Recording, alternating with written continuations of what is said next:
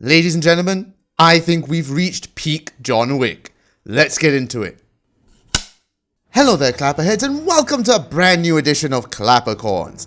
I am Nick Dorian. On today's episode, we're going to be talking about the latest installment in the John Wick franchise, John Wick Chapter 4.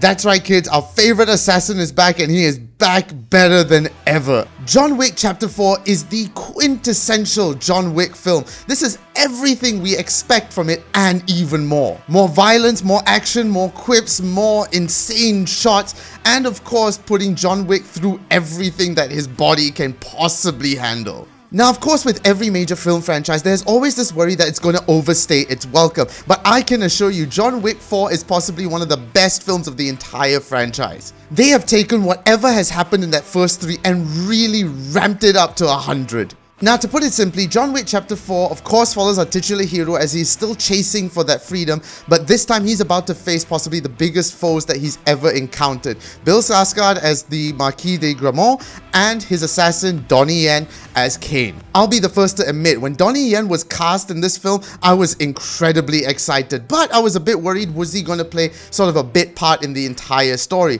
But I guarantee you, he plays so much more than that. So much so that I feel there's the most least screen time of John Wick in this film, but that's totally alright, because those moments that we have between him and Donnie Yen are just pure excellence. These two are the perfect match when it comes to a duel, and you just cannot take your eyes off the screen every moment they're fighting. That's not to discount the other cast of characters, because like I said before, Bill Skarsgård as the Marquis de Gramont is the perfect quintessential villain for John Wick. He is so creepily suave in his own Bill Skarsgård way that it works so well for this film. And also not forgetting the incredibly controlled technical power of Hiroki Sanada, who is, honestly, I felt like he needed to be in this film a lot more. Not to say that he isn't, I'm not going to give any spoilers away, but I would have liked to see a bit more of Sanada because he just has this presence on screen that is unmatched. For all intents and purposes, this plays out almost like a video game. Let's face it, you're not here for a deep story, are you? You're here to just see John Wick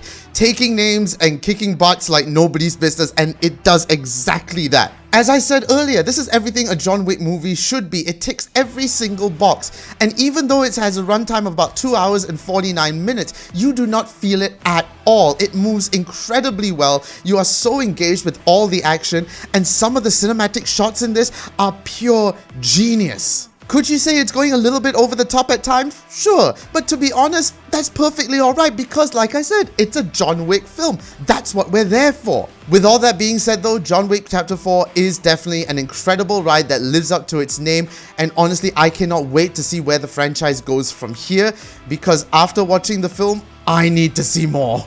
So yes, go and do yourself a favor and go and catch John Wick Chapter 4. It opens up in Malaysian cinemas today, the 23rd of March, all across our Malaysian shores. So make sure you catch it because this is an experience like no other. And come on, Keanu Reeves, Donnie Yen, need I say more? And as always, you can check us out on all social media. It's all on the screen at the moment: Facebook, Instagram, TikTok, and YouTube, all the usual channels. So make sure you follow that for more updates.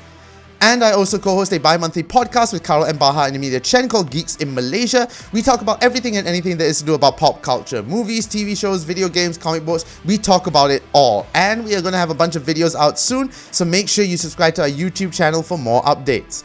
And not forgetting, I also write for the media outlet Goggler. They write some fantastic articles and reviews about film and TV, as well as interview Hollywood's top celebrities. So make sure you check out all their social media for more updates. Thank you so much again for watching. I am Nick Dorian, and as always, keep watching the movies.